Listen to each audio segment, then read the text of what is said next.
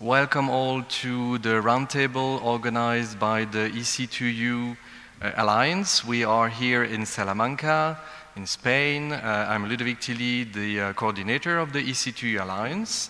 And this week we are running the so-called EC2U Week. For the first time we all meet face-to-face or mask-to-mask, should I say. But this is so good to be all here on site. To really see that the colleagues with whom we have worked already for 1 year are real. We can touch each other within, of course, all the physical distancing, but this is absolutely wonderful to see the community around. This is actually an hybrid event, so we have also people online. Today, for this roundtable, we have our speakers online, and I will introduce them in a minute. But we also are live on YouTube, and you can find the link on the webpage organized by the University of Salamanca, the foundation, Fundación USAL. And actually on the YouTube page you will have a chat where later on you can post your questions to our speakers. So again, in the concept of the EC2U Forum, we propose every 6 months series of events. So far they were all online, unfortunately, and again, this time this is the first hybrid mode that we are running. And we organize events where we promote the results of our alliance. It can be the new programs, the new training programs, can be also the activities around the knowledge square that are mixing education, research and innovation, and of course service to society. And we also organize each time a roundtable dedicated to higher education policies, and in particular in the context of the European Universities Initiative. In February earlier this year, the first roundtable was on the topic of the future European degree. In May this year, for the second forum, we organized a roundtable on the very important topic that are micro-credentials. And today, the third roundtable is on a topic that is also, should I say, very hot. And it is about how can we assess the impact of the alliances of European universities. Maybe a little bit of context on why we choose that topic. The alliances, the 41 alliances that have been selected in 2 rounds in 2019 and 2020. So the 41 alliances will soon have to apply for another round of funding. And it is indeed very important to see how we can properly and in an adequate manner see what is the already existing impact that they have done within their universities, but also impact on the outside world, should I say.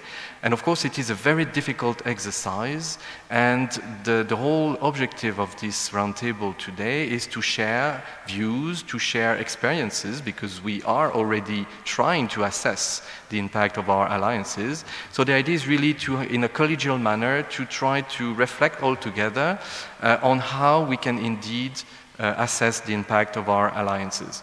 But beyond the sole, let's say, direct application of this discussion to the application for the next funding phase, it is anyway a very important topic, because should that be alliance or should that be a university, this exercise of trying to see what is the deep impact on all of all our missions as universities on the society is anyway a difficult exercise. It can be qualitative, it can be quantitative, and we need to search for the most appropriate indicators. So to run this discussion today, I'm actually absolutely delighted to welcome my colleagues from different profiles. This morning we will start with first a video message from the French Minister for Higher Education and Research, Madame Vidal, Frédérique Vidal, who unfortunately was not able to join us online, but she recorded a very inspiring video message that will will be shared with you, and this will be actually the very good start for this collegial discussion today. Then we will have, let's say, a first session where we can see views, should I say, from the ground. We will have two alliances who will give their views, and we will start first with Emily Palmer, who is with us already online. Actually, all the speakers are already here. So, Emily Palmer, you are the Secretary General of the Alliance Una Europa. Thank you so much for being here. We will then continue with Olga Wessels. Olga, you are the head of the Brussels office from EC2U Alliance. We will then see, let's say, maybe a bit broader view, although it may seem a bit different, strange to say it like that, but let's see the network view, and this will be first with Emmanuel Gardan, who is the director of the Coimbra Group in Brussels. We will then continue with Annalena Klaes-Kulik, who is the policy coordinator on this topic of the alliances in particular at EUA, European Universities Association. Then we will have a brief discussion, and we will move to the next level where we will have the views from the Commission, and we will first, we will have actually a duo. The two colleagues from the Commission have agreed to present in a dual manner the Commission's views, and we will have, and thanks to both of you, we will have Tine Delva. Tine, you are the Deputy Head of Unit for Higher Education at the Directorate General on Higher Education, Cultural Youth and Sports at the Commission. And we also have Stein Delore. Stein, you are Policy Officer at the Unit Academic Research and Innovation at the Directorate General on Research and Innovation, also at the Commission. And after that, we will have some time to debate. And once again, I would like to mention that the colleagues, the public connected to the YouTube channel, they will have the possibility to post questions. I have an eye on them, and I will have the possibility to raise these questions. But we will have also here in the room probably some questions to all our speakers. So without further ado, I will now I will run the video from the French Minister for Higher Education and Research, Madame Frédérique Vidal. So I will share the Zoom screen. Hopefully I will succeed in doing so.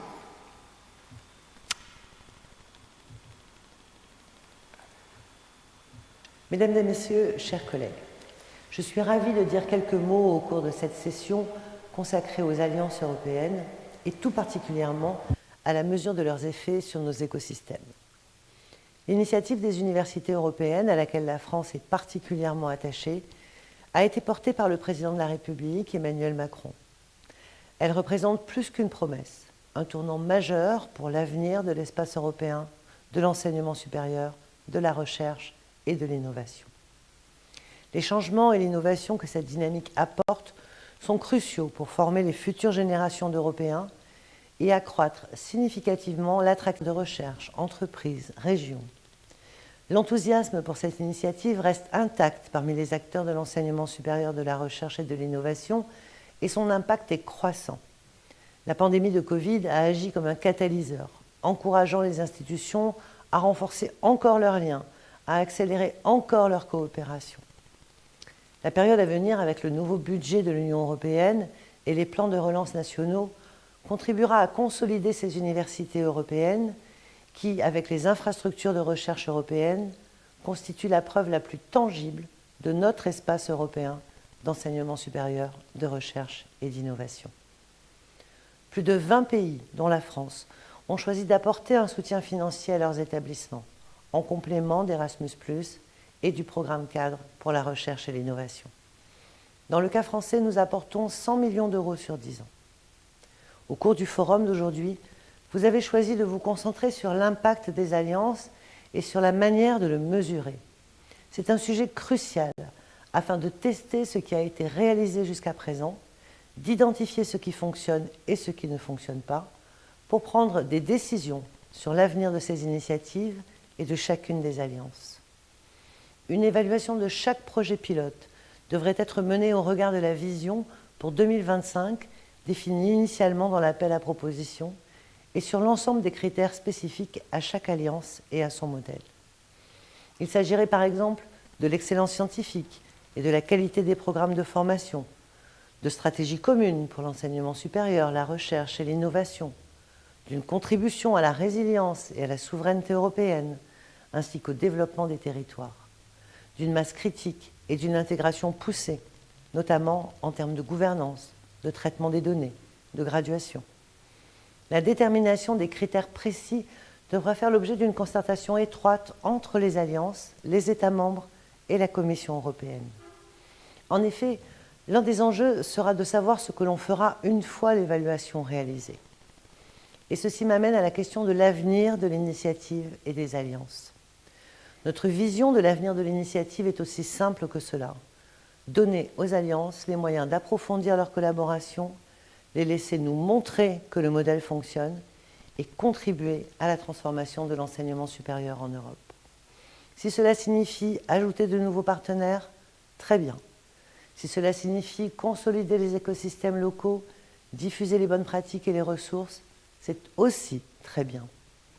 Cette question de l'avenir des universités européennes sera au cœur de nos ambitions pour la présidence française du Conseil de l'Union européenne au premier semestre 2022, avec 3 mots-clés: relance, puissance, appartenance. Nous envisageons les priorités suivantes. Approfondir la mise en œuvre du carré de la connaissance, alliant enseignement supérieur, recherche, innovation et service à la société.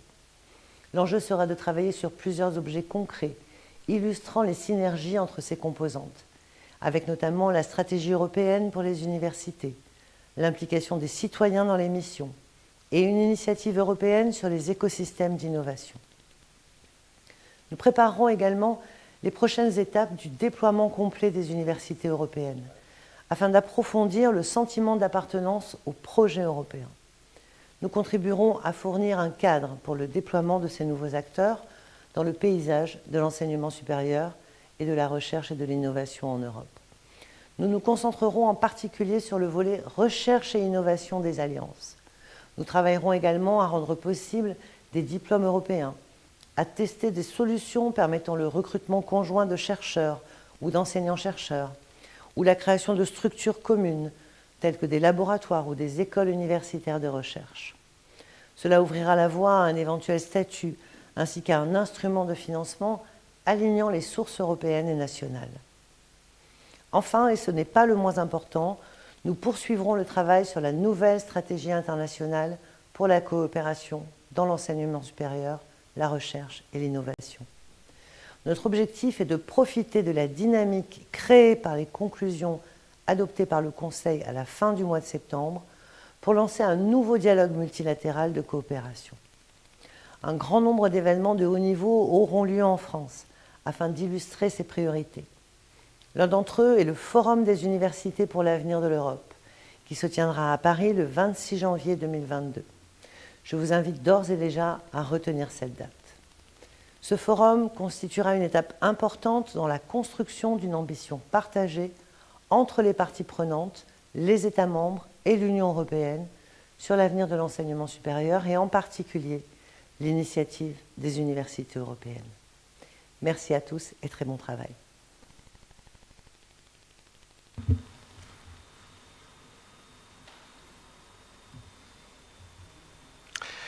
Well, I would like to warmly thank Minister Vidal for this introductory video message that I believe perfectly sets the scene. So without further ado, I think it is actually very natural now that we hear what the first ones benefiting from this initiative, the alliances, have to say about how they see the assessment of the impact should be done.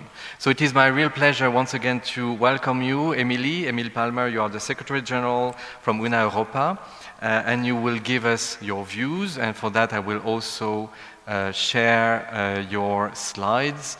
I try to do that, so do not hesitate to already say a few words while I'm trying to share your slides. Thank you, Ludovic, and good morning, everyone. Thank you for the invitation and a great speech from the French minister. I think many of the points raised are extremely relevant for what we're going to discuss today. And we're really looking forward to working very closely with the French presidency on all these priorities. So here are my slides. You can go straight to the next one. I'm going to be the first speaker about how our view on and experiences on how to measure impact or assess impact of the European universities and the initiative as a whole. If you go to the next slide, just to explain briefly our alliance, we're an alliance of 8 very large research-intensive universities. You can see them here on the screen. We have actually a student body of over 400,000 students, so I think we account for about 12% of the 41 alliances, which makes it extremely challenging to collaborate. But we really have at heart, if we can manage to do things together, our formats will really be relevant for the European higher education area as a whole. You can go to the next slide, please. So I'm going to dive right into the topic of the discussion rather than presenting more on Una Europa, but I will speak about our specific experiences a bit later. When it comes to the impact of European universities, what's really important is to take a holistic approach. So not to look at it from the perspective of one mission of the university or from one European program and what their kind of criteria are, but really to take all 3 missions. And of course, the overall mission of universities, which is to serve society. What's really important here, because we're talking about European university alliances and not about single universities, is to focus on the European added value. It's really important that these universities are focusing on enhancing quality, going beyond what single institutions can do, joining forces to do that, and also promoting European values, of course, is a very important matter. One point that I want to put forward, of course, from Una Europa, we have our views, but it's extremely important to say that every alliance is different, all of our 41 alliances, and there is a strength in our different models. And it's really important that any impact assessment takes into account the diversity of these different models, whilst, of course, having some common aims in place, and I will explain a little bit more about how that can be done. If you can go to the next slide, please. What we think is extremely important in any impact assessment of these European universities is taking an appreciative approach. So this means taking the mission, the starting point and the activities of the alliance in question, and then talking through how that develops.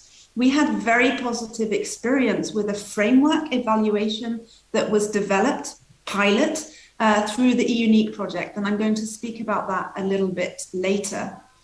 We think what's really important as well is to measure the European added value. So to what extent any alliance can not only do things together as the universities, but have the opportunity to impact the higher education area as a whole. So in the formats that are being worked upon, seeing how they can be scaled up with different partners within Europe and even beyond.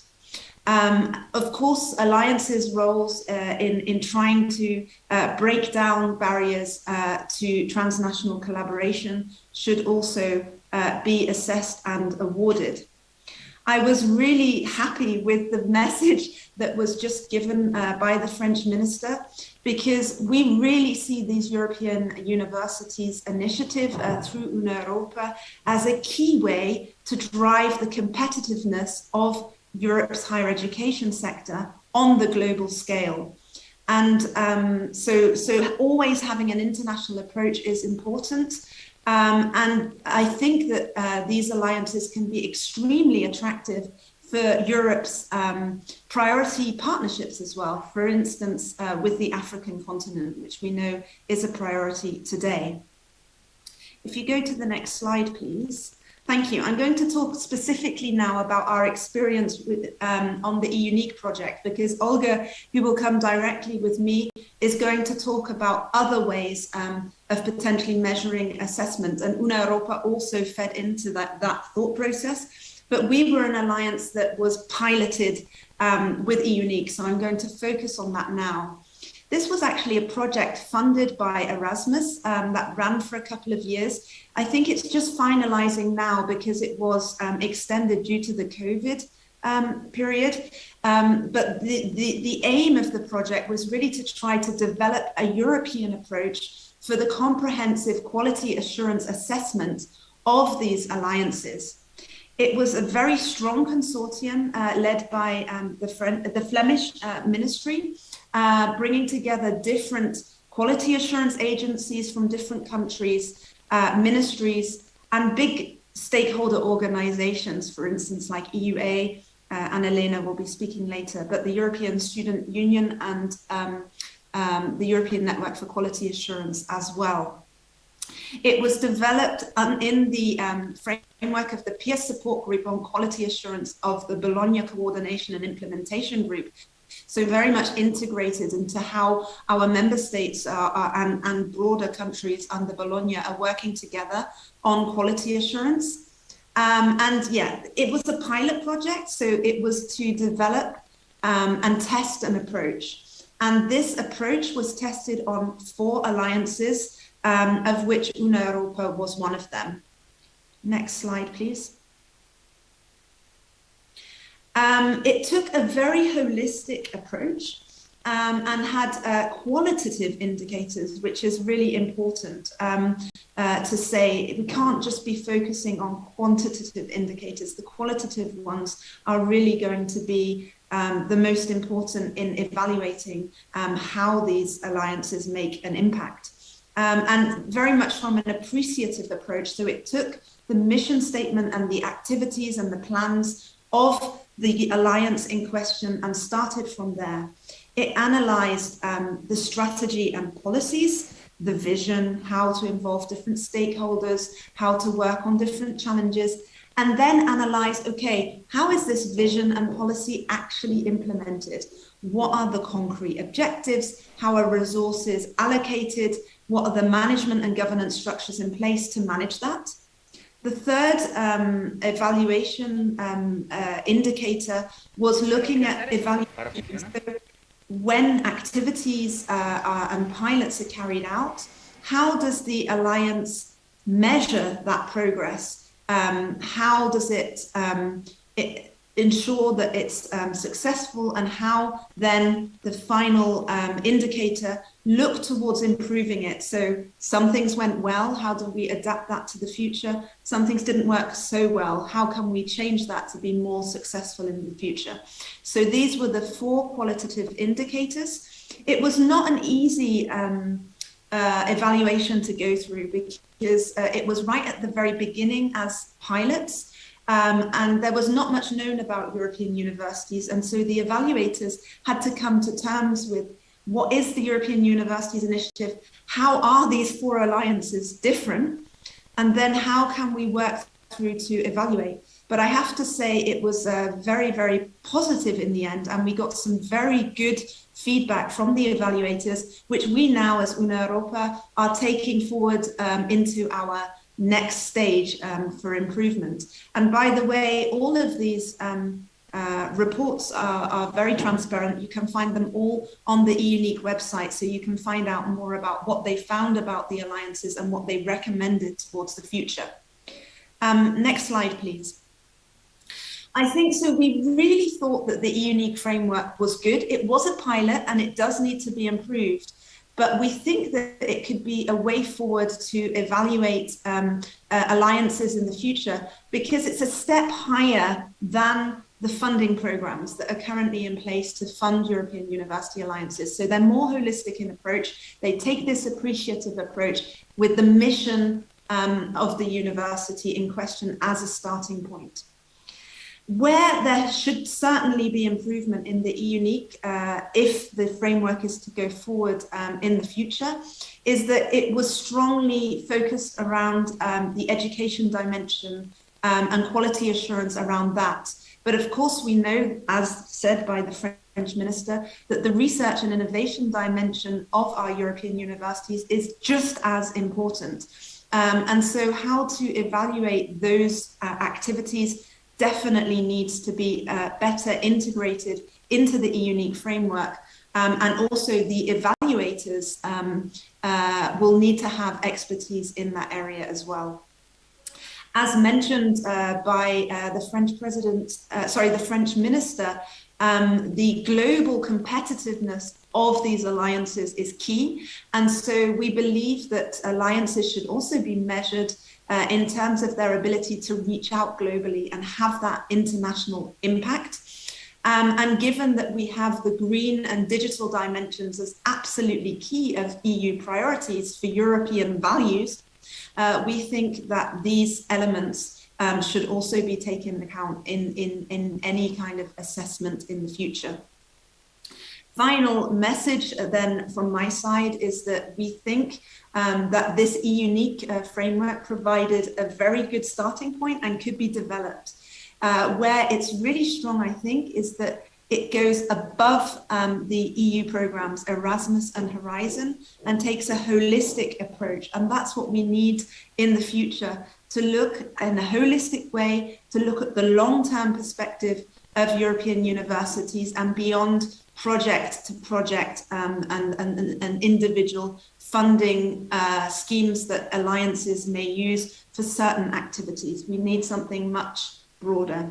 So I leave it with that, and I'm looking forward to hearing what my colleagues also say. Thank you very much. Thank you very much, Emily, for this very interesting presentation. I'm sure it will raise a lot of debate a bit further during this round table. So now it's my pleasure to welcome on the stage, on the screen, the other representative from a sister alliance, Olga Wessels. You are, as I said earlier, the head of the Brussels office at EC2U. So Olga, I will now share your screen, but feel free to start speaking while I'm struggling with the technique.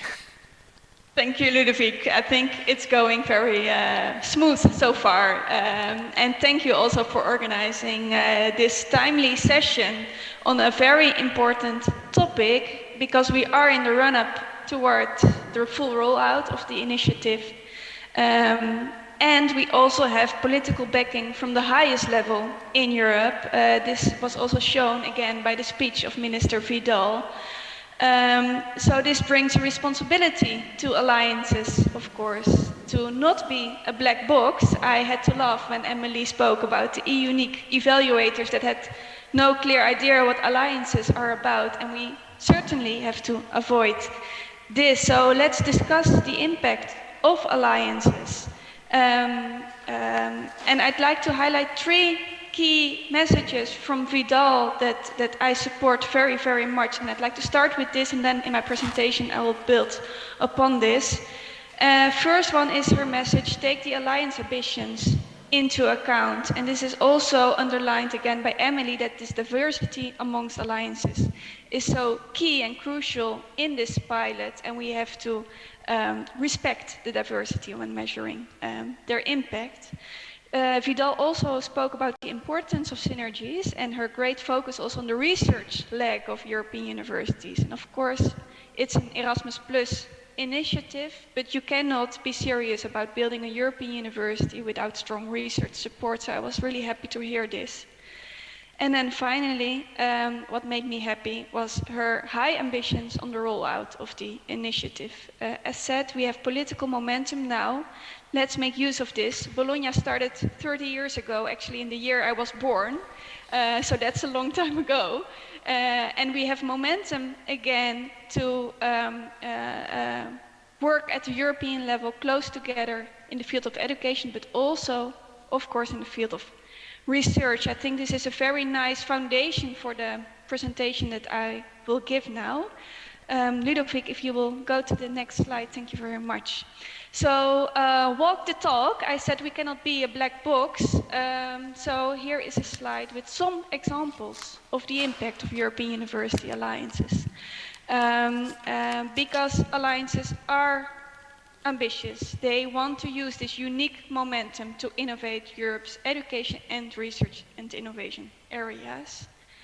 No pandemic, no budget issues, no home working can stop us alliances from deliver on the ambitions we brought forward some years ago.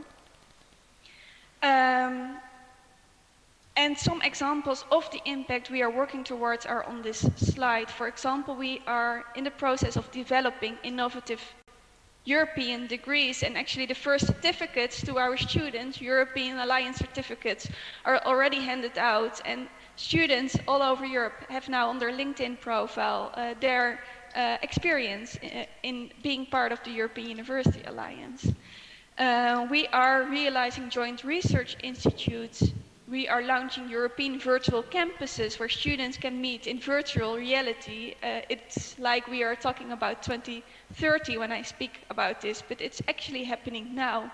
So this shows that the European Universities Initiative brings great momentum. The political backing is of crucial importance for the high ambitions of the alliances, of the 280 presidents and rectors and staff, academics that are working now towards realizing European universities.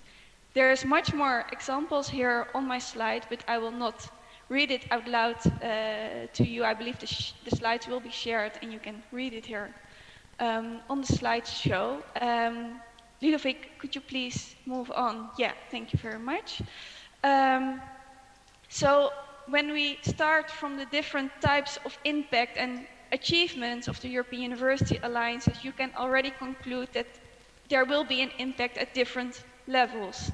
There will be an impact in the higher education system at the European level, for example, working towards these European degrees, the recognition of alliances that will be much more smooth. We are building the trust in each other's higher education systems for quality assurance procedures.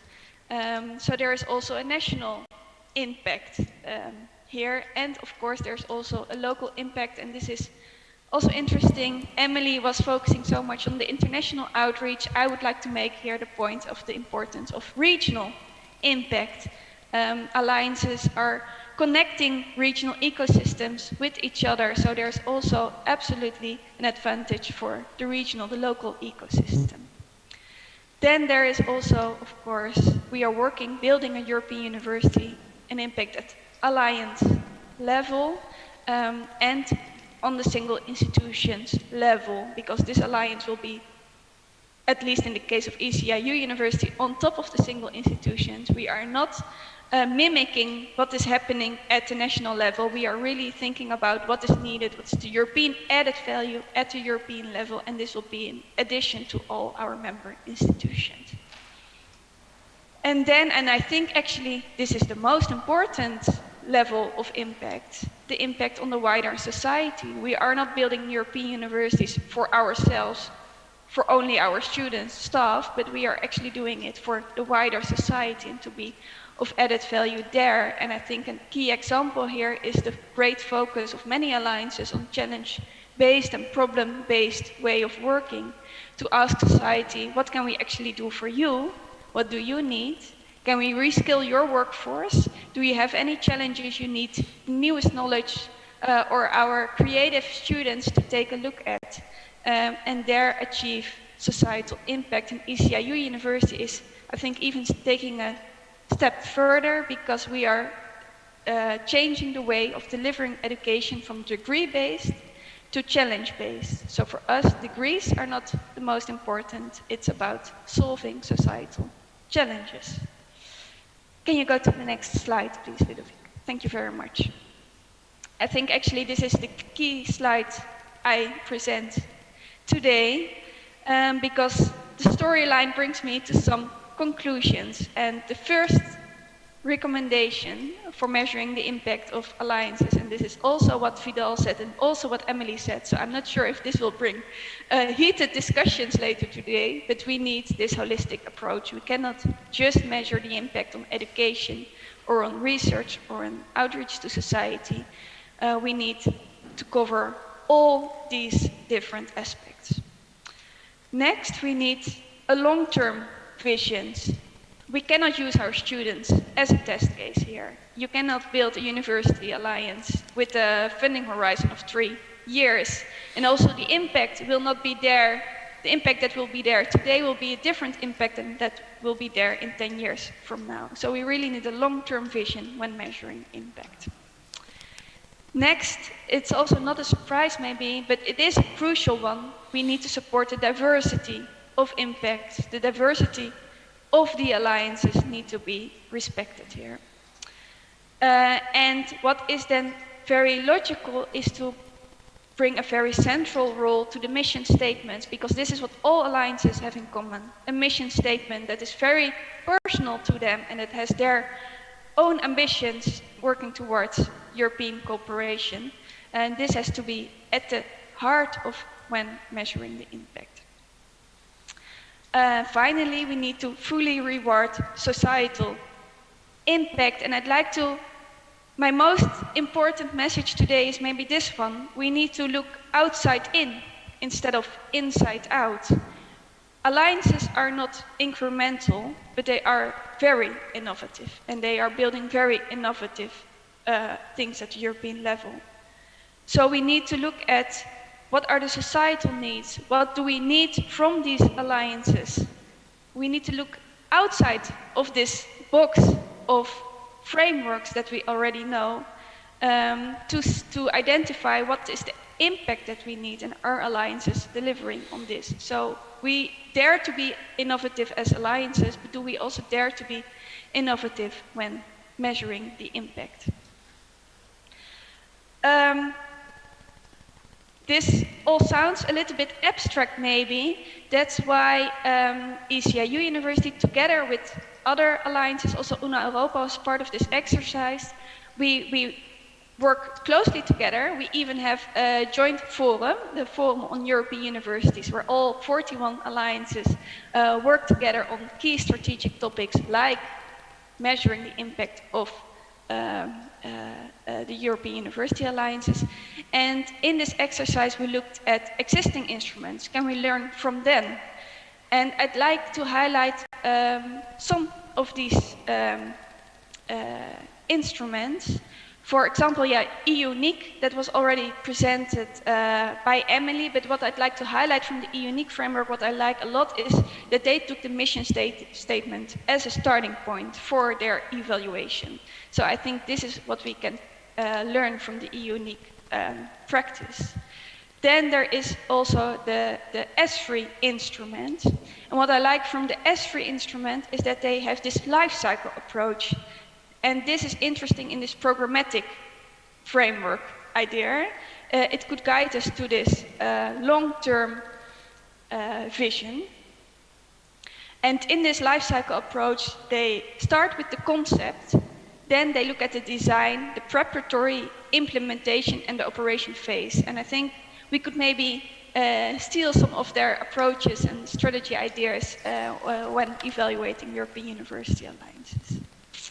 Next is the EU multi-rank framework. Oh, sorry, Ludovic, please to the previous slide still. The EU multi-rank framework, what I think is really interesting about the EU multi-rank framework is this framework with fixed and optional indicators. So that really serves the diversity of the alliances. The Interreg framework is supportive of specific goals and operations, and this is, I think, also very, very interesting how to support this in an evaluation framework. And then finally, of course, we have to look what was there in the European University call, and there need to be synergies with the ambitions we ask when at the application phase and at the evaluation phase. And therefore this roundtable is so timely because the new call for the follow-up and also for new alliances will open very soon, and this will be key when also discussing the impact and the evaluation of the alliances, because of course there needs to be very strong links. Then Ludovic, please, the next slide.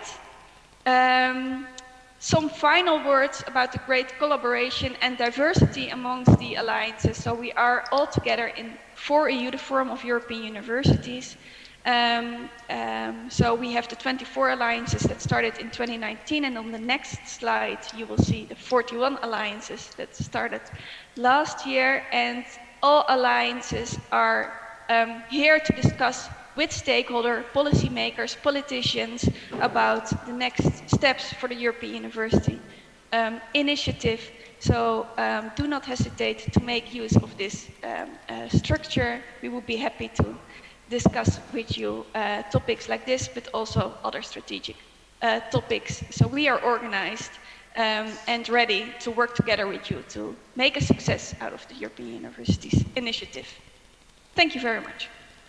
Thank you very much, Olga, for this, again, very interesting set of views that we will further discuss later today. I propose now that we move on to the views from larger networks, and the next speaker is Emmanuel Gardan, who is the director of the Coimbra Group of Universities based in Brussels. So Emmanuel, the screen is yours. Thank you very much, Ludovic, and good morning to everyone. Thank you for the invitation. It's been very interesting, extremely interesting so far already. I would like to start briefly by recalling that we've been involved since the very beginning of the first discussions on the European Universities Initiative. And this all relates to the topic of today's meeting, because we had anticipated already back in 2017 that this initiative would have a very high and unprecedented impact on our members and on our sector as a whole. From the Coimbra Group, we've been both supporting our members in engaging into the initiative and at the same time strengthening the exchange of best practice and active collaboration between our members on the development of the initiative, but also striving to spread the innovations and the benefits from the initiative to our members which are not involved in an alliance.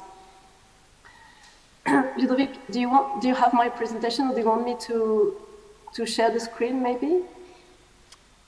Actually, this is what I told you earlier, Emmanuel. I did not receive your presentation, sorry. Okay. So I don't have any possibility to share, no? Probably you should. No worries if I can't. No, it's been deactivated, but no worries. So to give you some figures about how we are involved into the initiative, we are a network of 41 members, and we have currently 32 of our members which are involved in an alliance. And as a network, we are also involved as associated partner in 4 alliances, including EC2U.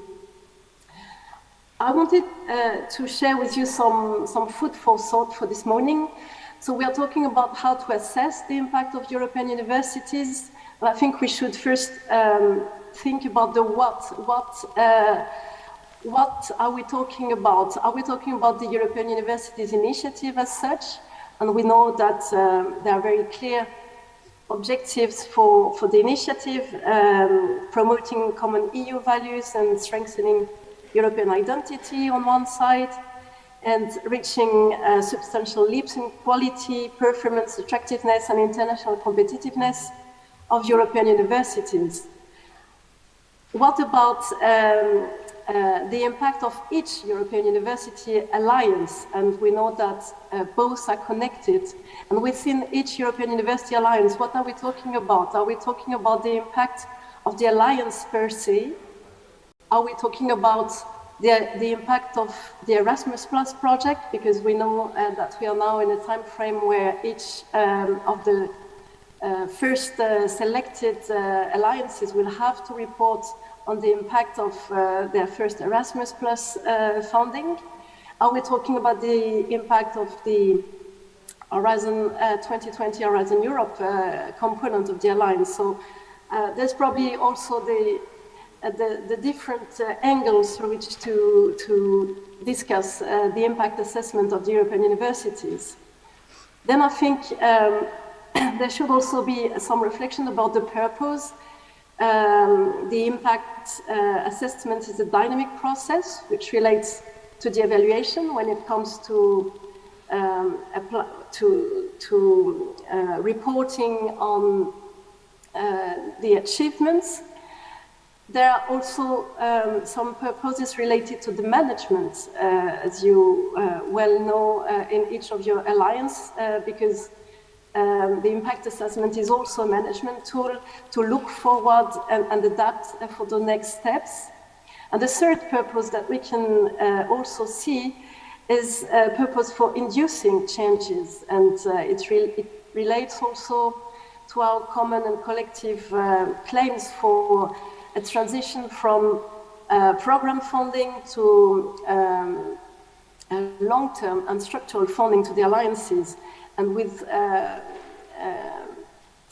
it's also on the basis of the results of the impact assessment on the different alliances and on the initiative itself that we will successfully get and convince policymakers to make this transition. The impact assessment should include the perspectives from all stakeholders affected by the alliances, and this includes the university as an institution, this includes the academic community, the rest of the staff at the university. This also includes the students and their families and how the emergence of these new alliances affects their choices when selecting their educational path. As has already been said by the earlier presenters, it's also including the society perspective on the impact assessment, the employer's perspective, how the employers look at this new decrease and this new training path when selecting the future workforce. There is the perspective from the international partners, the perspective from the legislator about the changes pushed by these new alliances, the perspective from the funders, the perspective from the policymakers, and to what concerns more precisely our association, the perspective from the sector. And this is with this perspective that I will talk. And this has also been presented by Olga. Right now, the impact assessment should address the different levels. This is what we have discussed the Coimbra Group Public Conference this year in June. In an event organized by our member Charles University. We have addressed how the European universities' sustainability can be measured at the different multi-level governance frameworks, at the international level, the European level, the national level, the local and in some cases regional level, and at the institutional level. What about our recommendations for the impact assessments? Our major recommendation is the coherence with the initial rules of the initiative. There is no one size fits all. So I'm very much aligned with the recommendation from the previous speakers. Our main first point is the flexibility. The assessment the impact assessment shall recognize the plurality of the alliances.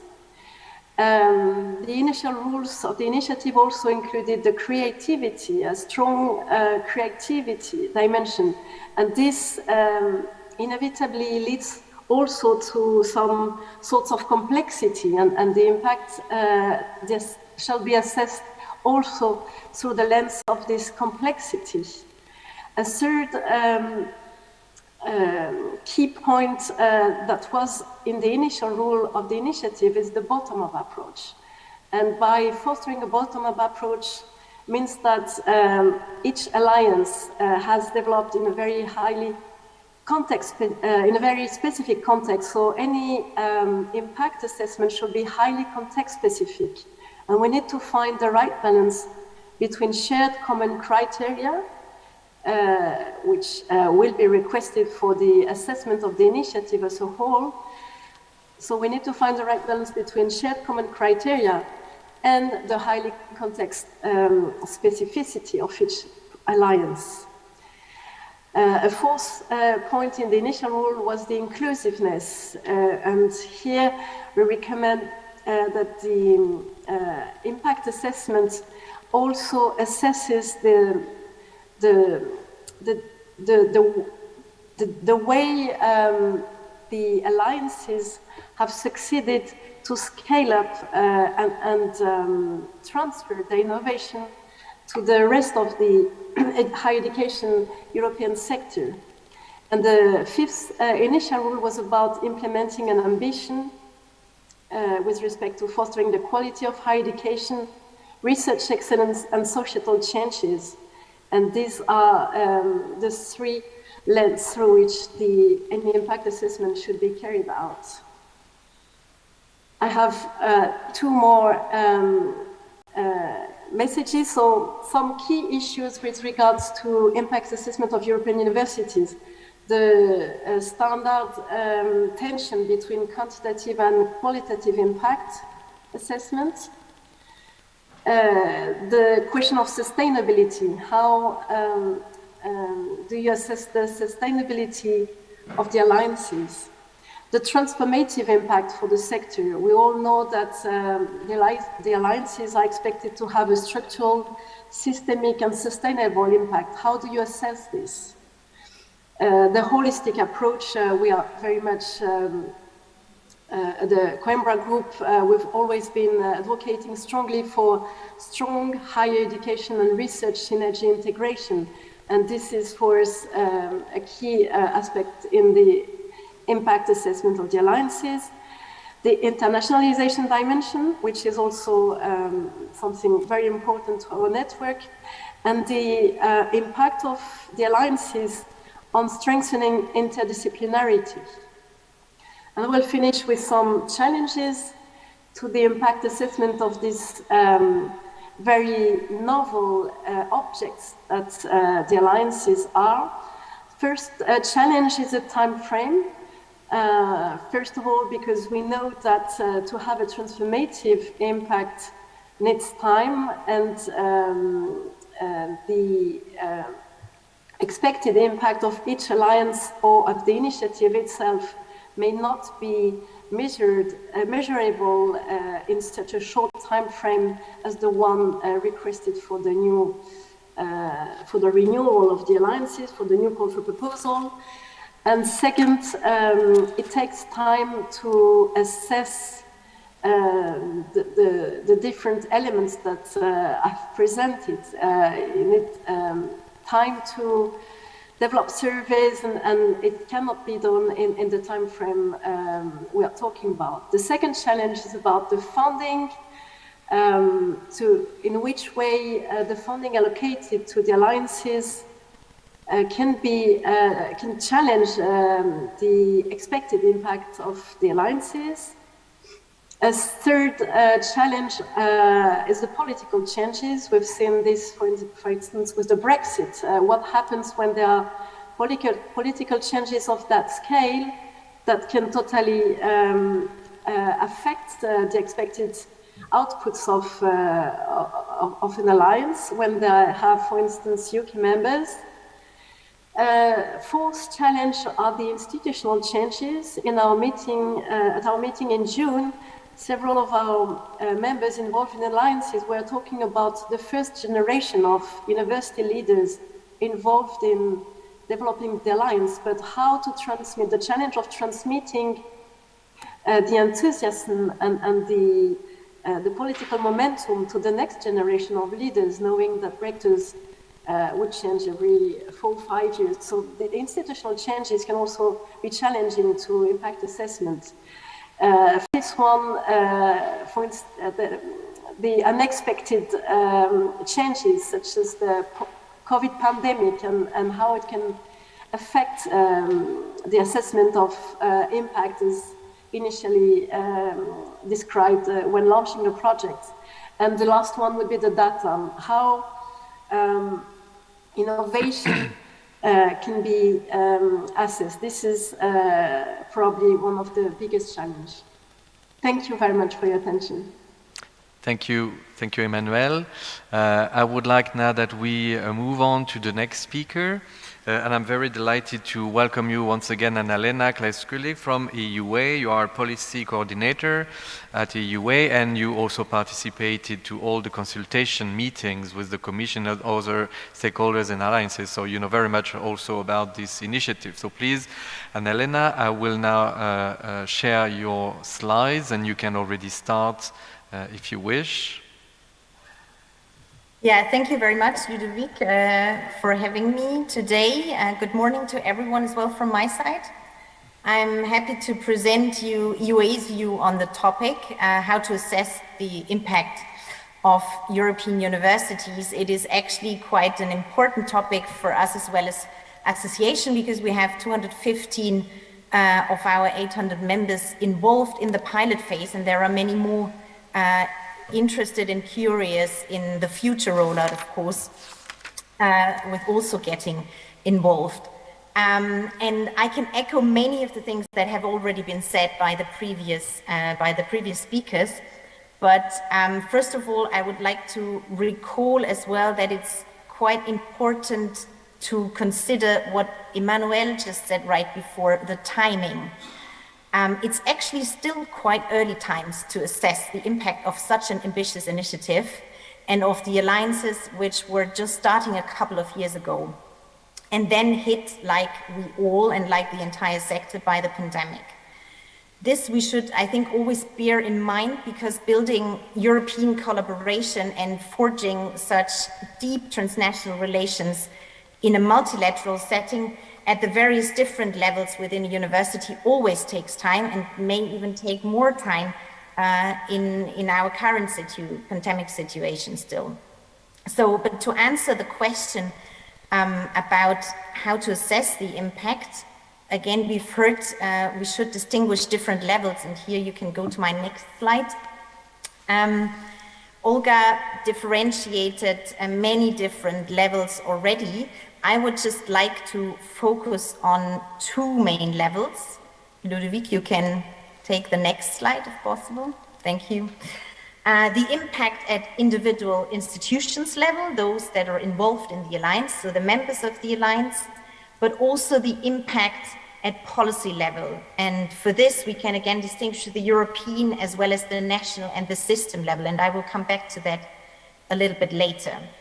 I think it's very important to differentiate these levels, because the individual alliances and the universities within them should not be made solely responsible for the question whether the scheme, the European University Initiative as such, actually achieves its broader policy goals, because this does not only depend on what individual alliances manage to achieve in terms of their goals, but it also depends very much on the external context, on some of the challenges we've heard, external things like Brexit, for instance, and I will come back to a few other examples a bit later.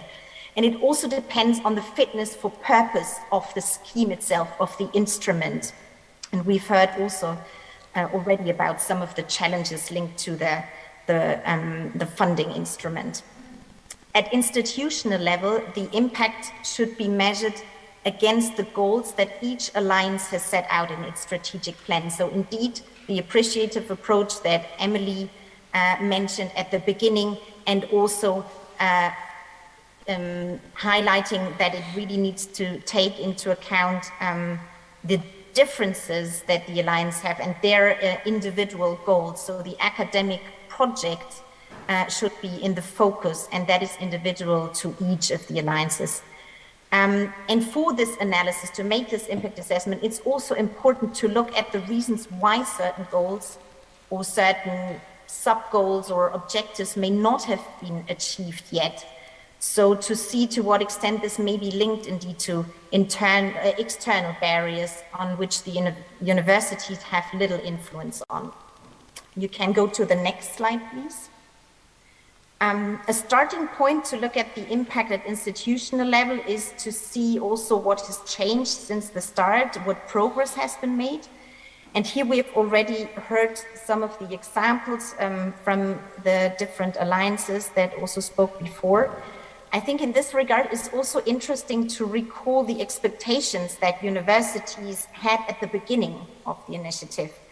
In 2020, we've made a survey among our members about the benefits they expect from participating in an alliance and in the European Universities Initiative. And we received at the time 219 answers from institutions across Europe. And the list of expected benefits is quite long. I won't go into all the details, but on top of the list is enhancing the quality of learning and teaching, which 75% of respondents considered as very important. And about 2/3 also see as very important the increasing attractiveness of their universities for students and staff, international visibility, boosting student and staff mobility, strengthening links between research, innovation, and education, so the different university missions, developing a more strategic approach towards international partnerships, and last but not least, also helping to build Europe and fostering European integration and cohesion. What all of these expected benefits have in common is that they are long-term. And the vision that the alliances had to set out at the beginning of their collaboration, also to obtain the funding, was also long-term from the start, even if the funding in the pilot phase is only for 3 years. So therefore, it is quite hard to measure the impact against these long-term goals at that stage. And the same goes for the broader political goals attached to the European Universities Initiative at policy level. What should, and I think what can be measured at this stage, is the progress made by individual alliances towards their concrete objectives and also the deliverables that they've promised at application stage. You can go to the next slide, please. But for a fair assessment, I think what also needs to be taken into account are the external challenges encountered. Here we also asked that already in our survey, what are the expected challenges? And I think from the discussions we had over the past couple of years, we can see that many of them have materialized and they need to be taken into account. When we asked our members about the challenges last year, many mentioned the need to provide additional funding and resources to develop the alliances and implement the plans. Because of course the EU contribution under Erasmus Plus and now also Horizon was never meant to be sufficient. But as we know, the national funding situation of universities across Europe is very, very different. And depending where you go, it is quite challenging in many places. This creates an uneven playing field also among the universities within the alliances sometimes. And having to work in this relatively short-term project logic doesn't make it easier in this regard. So other challenges are, for instance, remaining legal and administrative obstacles. Just one example we have here in the list, challenges linked to legal obstacles in setting up, accrediting, or delivering joint programs. These are issues also regarding recognition that are things we know already from the Bologna process for a while, and they have been discussed there for a long time, and tools have been developed for this. But it would be very important that these tools that are already adopted in many cases at the political level, at least, they become better implemented across all the countries in Europe. This would ease the things for transnational university collaboration more generally, not only for the universities within the alliances. And this already links as well to the next slide, recommendations, I would say more to the policy level for the future. And they are very much linked. I just want to highlight a few here. It shows that additional funding and system reforms are needed to achieve the goals of individual alliances, but also of the initiative as a whole. And therefore, this is very much already a message as well to the Commission, but also to member states, to actually work towards, there was someone talking about we have to empower the alliances before, and that is very much also in these recommendations towards the future. You can go to the next slide, please. So to sum it up, here are our key considerations for the impact assessment at the moment. We need to distinguish between the different levels, the individual alliances and their goals, and the policy as well as the system level. As said before, the alliances should only be assessed at the moment against what they've promised in their plans, and taking into account the external challenges and obstacles that they've little influence on. And the scheme, so the funding instrument, must be assessed against the fitness for purpose. And there I think we can already learn things from the pilot phase, especially regarding the challenges posed by the project logic, and also the fact that this is not only at odds with a long-term vision, but also the fact that the initiative promotes synergies between the different university missions, education, research, innovation. But this is very much challenged by the different timelines and the logic of the different funding programs used at the moment. Again, time matters. So many, if not most, of the expected benefits and overall goals are long-term. So we can at the moment only look at the progress achieved so far. And last but not least, there is one message to the policy level, to the member states very much. I think if the initiative is supposed to work as a catalyst for reforms, and we have heard also from Minister Vidal about this before, if this initiative has to have a positive impact on the university sector as a whole, on the European education, higher education and research area, then some quick fix solutions are actually no real solutions. So it's not enough to say for instance, in some countries, we see these discussions already happening, make exceptions in the legal framework for alliances. That is one thing, to test an idea, to test things always in mind with a view to make it available to who would be willing to use it and to whom it can be useful in the future. But what we need to achieve real impact to use the political opportunity created by this initiative and the enthusiasm among universities to make real system level reforms and to work towards better compatibility of higher education and research system across Europe. And for this, indeed, it would be important to work on the further implementation of the Bologna reforms that would benefit the alliances and universities also more broadly working on transnational collaboration. Thank you very much. Thank you very much, Annalena. This was a very inspiring presentation. I must say I particularly appreciate it. And I would like also to, of course, thank Emilie, Olga, Emmanuel to also have contributed to this first insightful session. As you can realize, we are a little bit behind schedule, so maybe we will postpone, let's say, the dialogue during the debate.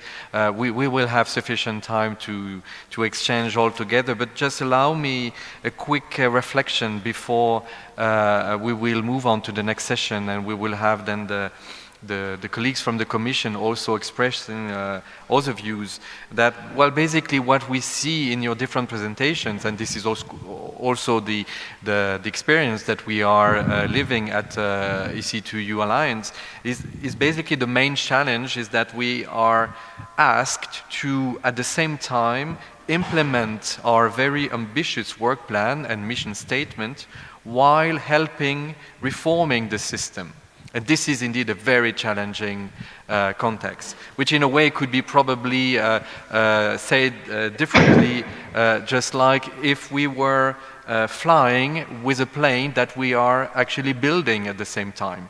And indeed, we may have the risk to crash while flying, because indeed we are still constructing the plane. So it means that this is really a multi-stakeholder issue that we need to fix on the long term, as you said, Nalina, in particular.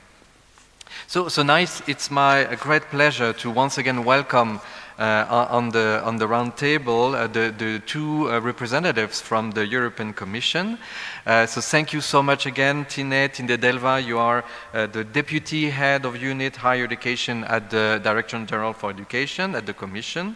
And Stein Delore, you are Policy Officer at the Academic Research and Innovation Unit at the Direction General Research and Innovation. And you agreed to have a duo, so let me upload your shared presentation, and while I'm doing so, do not hesitate to start speaking.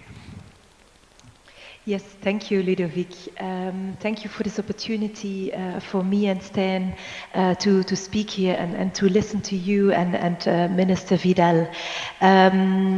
Because I think what we have, you rightfully said that you have an ambitious work plan already implemented so far, and there is a journey ahead to ensure that we can fully roll out the European Universities Initiative, as was mentioned also by Minister Vidal and other speakers after. Because let's be clear that the European Universities Initiative, it's a very ambitious long-term vision on how your alliances should evolve in the future, both on its education and R&I dimension, but also in view of a closer cooperation, in view of the governance of your alliance. So in that sense, for sure, it is crucial to also be able to measure the progress and to measure also the transformational impact potential of the initiative as a whole. Perhaps you could move to the next slide, Ludovic, thank you.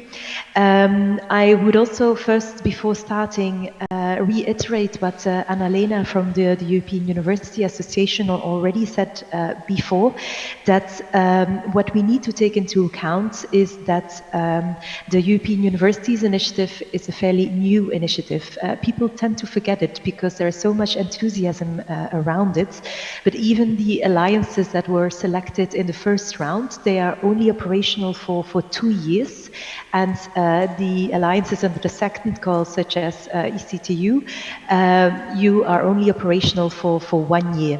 Given the fact that European universities, it's a long-term vision, and it will require many years to fully develop into a fully fledged European university, reaching out to all the students of your universities and to all your faculties and to all your teachers, your academics and your researchers. We of course need to take this into account also when assessing the progress and this transformational impact potential. We need, together with you and the member states, we need to put forward a realistic framework in which we can measure progress. For example, also already building, as mentioned by Emily from Una Europa, on the great work already done from the unique project. So what we want to measure is really how you bring about the systemic, structural and sustainable change in your alliance, how you are really impacting your individual universities and the wider higher education sector, both in view of the education components and the research components, so linking it also to the European education and the research area. But what does this actually mean in practice?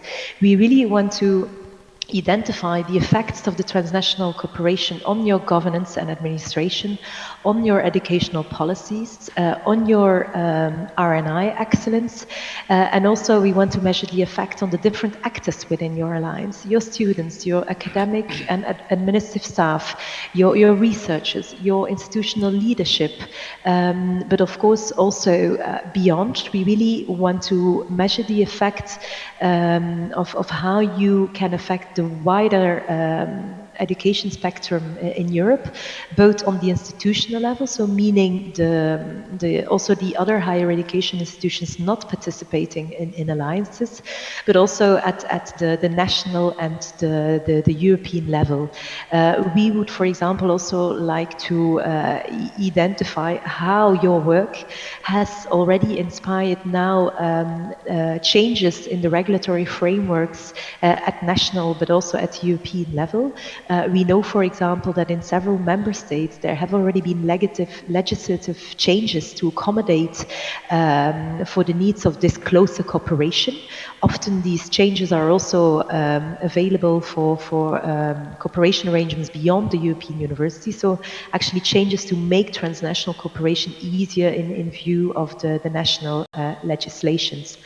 And of course we would also like to measure the progress in how much, of course, you can also influence your ecosystem, and to make sure that we can learn from your lessons learned. We also would like to identify some key factors for success, which can also help other universities. Let me now go to the next slide, and I'll give the floor to Stan, my colleague. Hello, everyone. Thank you for gathering this meeting, and thank you to the colleagues from the alliances and the university associations to prepare these clear views and visions. So this is certainly something that we take into account. I will take some time to explain what we are intending to do, what we already started to do, and to reply to some of the concerns or challenges that you raised earlier this morning. Of course, the diversity of the alliances should be respected. The initial ambitions of the alliances should be the starting point of any assessment. We should take the holistic view. That's also why we made the choice to have a duo presentation here. You can later on assess the impact of this. The importance of synergies is crucial. And I listened very carefully to what Minister Fidel said that we have to grab the momentum, and it's really a major momentum that we have now to accelerate support for universities. Now, there are 3 levels of assessment that we are looking at to reply to some of your visions or questions. The project, the alliances, the initiative as a whole, and the sector, which is more like Annalena was saying, policy. These are linked to each other, obviously. Monitoring methodology, measuring advancements in the projects, links, influences the rollout of the future initiative. And at the same time, it's a test to monitor progress of university sector, of universities outside the alliances in Europe in terms of transformation. The timing may be different for the various aspects. So I'll explain these levels a bit more. But listening to your visions, I think we should also be careful not to be too ambitious, but be realistic. The initiative is accelerating changes and is a catalyst of reforms. We can see that happening, and we will need to know more about it, how far, the extent of these changes. But we are not expecting the initiative to do wonders either. It will take time and especially political will. And the influence of higher level initiatives like the European education area and European research area on member states reform is crucial here. I will come back to that. We will come back to that later on. So let's talk a bit about the individual alliances, the European universities and the projects. So there will be a study for measuring the impact of the project and the initiative at the education level, complementing a study that just started at the level of research innovation on the research innovation aspects. Of course, both project levels are not in sync.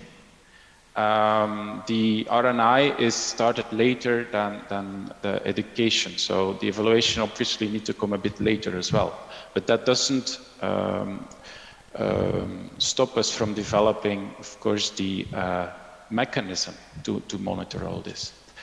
But at the project level, the anticipated impact is to make progress in the transformation, in the integrated cooperation, both at the individual level, I mean the individual universities, and at the alliances level, the integration of the cooperation.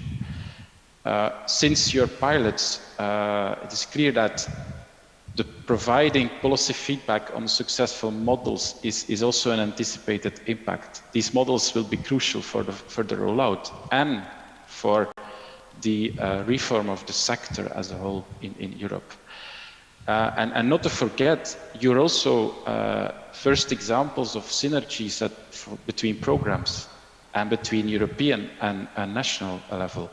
So you're encountering obstacles and trying to overcome these also at that level. And policy recommendations in terms of that is also an impact that we expect from your initiatives. Now, the anticipated impact of the initiative as a whole is the institutional transformation, the modernization of universities. Okay. For RNI, it is also the mainstreaming of a culture of excellence while being inclusive. And this is already happening, we can see this. The cooperative setting, the integrated cooperation helps accelerating transformation for weaker parts of participating institutions. So this is an important impact that we want to see confirmed.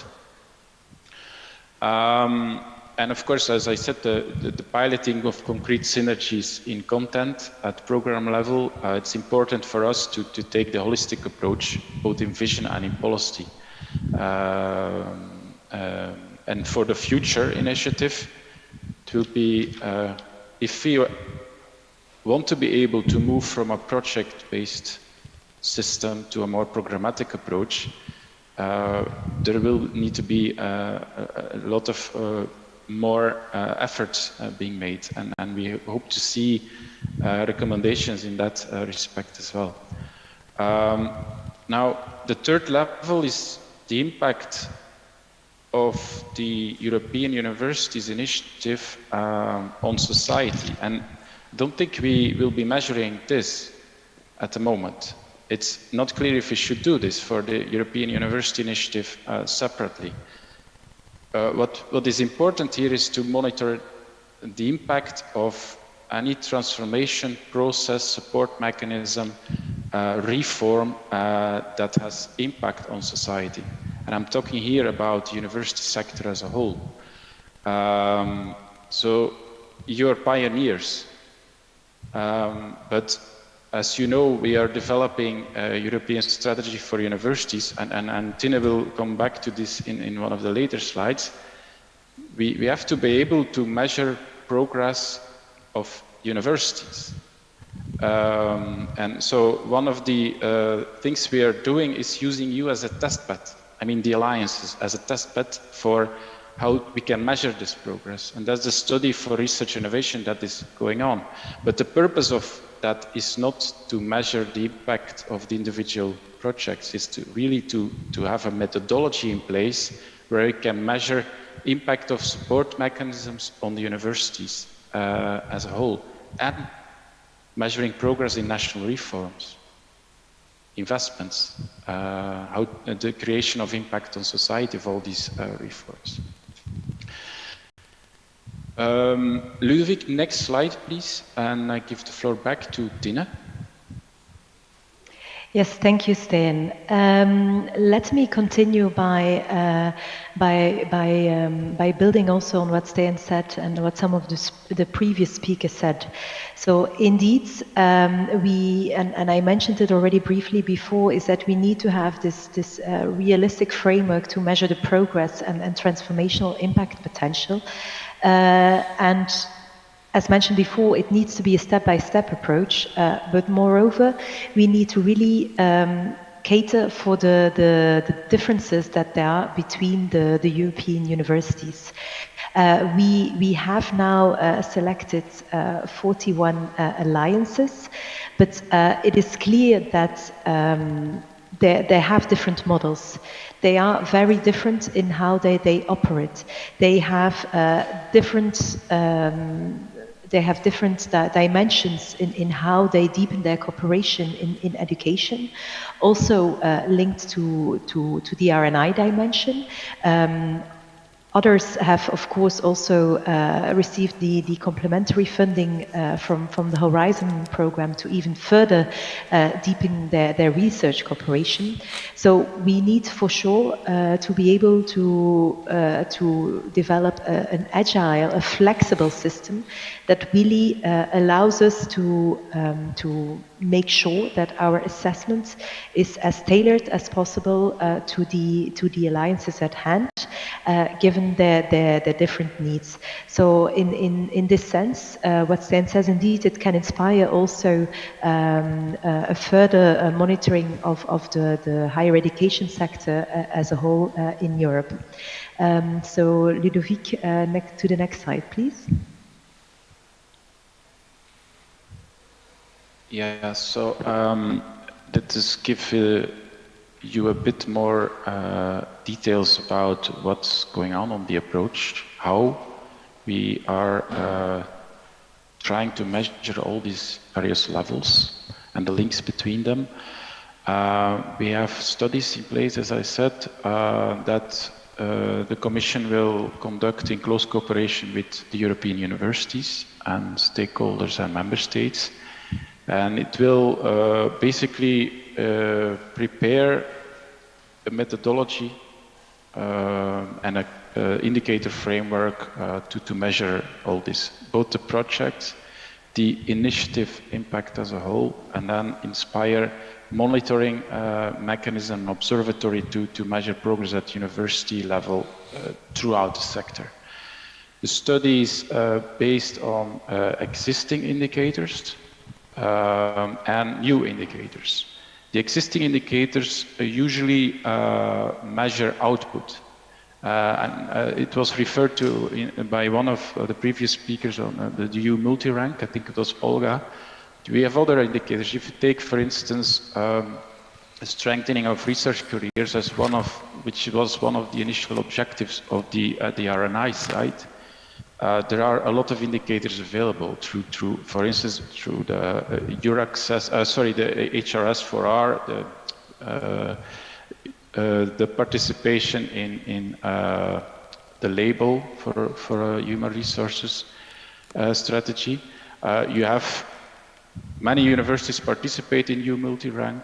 We have a percentage of mobile researchers that are measured by ITER and by Eurostat and so on. These are all output indicators, and we can measure progress by measuring output. But what we cannot measure is the process and progress at various levels with strategies. So therefore, the methodology will have to be a combination of existing indicators and surveys, interviews. The first generation of European University Alliances is aware of this, that we are testing first set of indicators and the methodology with them. This methodology will have, and the indicators used will come back when we review the individual projects against the original objectives, obviously, as well as it will help us evaluate or assess the impact of the initiative as a whole. But mainly it will be used currently to develop a monitoring mechanism for progress of the sector, measure progress of the sector as a whole. The deliverables will be a methodology and an indicator framework which will be complemented by some case studies.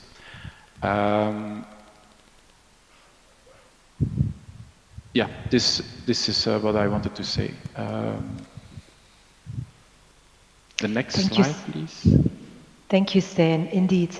And then concretely some examples of elements that we would like to measure progress on. I think it's very much in line with what the previous speakers have already mentioned.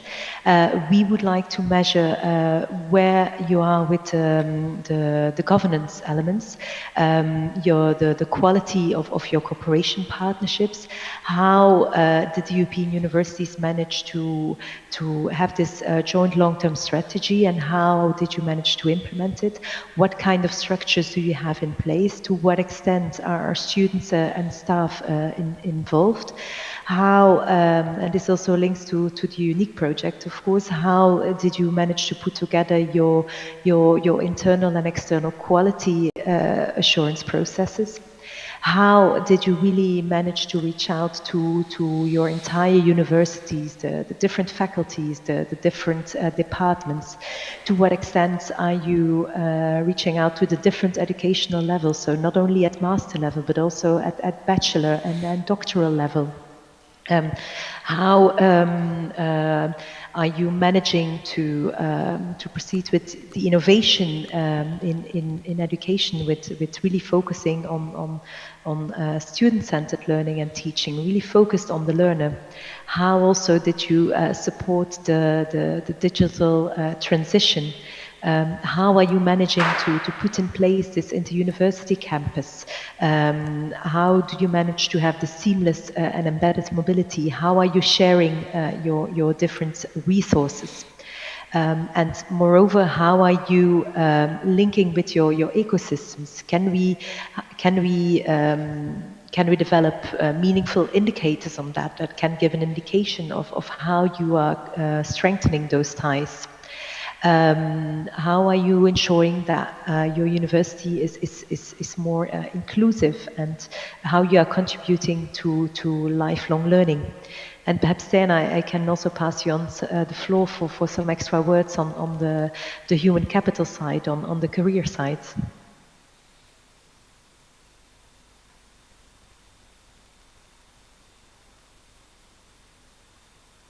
Stan, I think you are muted. Apologies. What you see here is that we try to integrate the building blocks for transformation of research and innovation and higher education. And what the alliances took on board at the level of research innovation, many of them took on board transformation areas for research innovation, like the development of a common agenda, which obviously links very much to the mission statement, the challenge-based approach at the site of education. The sharing of infrastructures and capacities. Many of you decided to try out strengthened cooperation between entities in your local areas to build better talent circulation as well as better knowledge circulation. And you're piloting successful models in all these aspects, and these we want to know what are these models. So this is part of the assessment that we are doing, and this will not come from surveys or output indicators. So we are expecting preparation of kind of policy briefs that you feed us with more information on certain areas, on your successful models especially, and the hurdles, the not success, the parts where you then could not reach success, and what the reasons are, and maybe we can do something about these reasons, find solutions together for it. So complementing the development of a monitoring methodology through using existing indicators, new indicators, we will need your policy recommendations, which is an important output of this initiative. So by doing this, in summary, you're greatly contributing to both the European education and research areas. I cannot emphasize this because I cannot emphasize this enough, because you really are the pioneers for what we will develop next year. As of next year, the European strategy for universities. And I give the floor back to Tine and Ludovic, if you can move to the next slide and our final slide. Yes, thank you, Stan. I'll keep it short here. This is just to build on what Stan said, that indeed that we wish to learn also from your experiences. So based on the indicator framework and the monitoring framework that we will develop together with you on the European Universities Initiative, we really want to see also how potentially this could be extended to impact the progress made in the wider higher education sector. And this links to the European strategy for universities that we are currently preparing after a consultation process with member states, stakeholders and the European Universities Alliances. The Commission will most likely come forward with the strategy early 2022, so early next year. So, and in there, of course, we wish to build already on the experiences from your side, and to see then also for the steps ahead in measuring the progress in the wider higher education sector. Stijn, I leave it to you whether you have some concluding words, and voilà, thank you. Yes, only one. While developing this monitoring system, we will of course need to be ensured that it is flexible enough to take into account of new disruptive developments, such as the research assessment reform, for instance, and other aspects. That's it. I thank you very much again for your contributions, and looking forward to the discussion now. Thank you very much, Tine and Stijn, for the views that you have actually very much detailed. And this is, I think, very good to hear what are the different views and expectations, so that we first can sort of speak the same language, and from that we can indeed all move forward in the same direction, because we actually very much recognize that honestly that the Commission is with us on this challenging journey, but there are tensions which are not related to people but to the systems. And maybe, well, now we will have the time to really have a debate.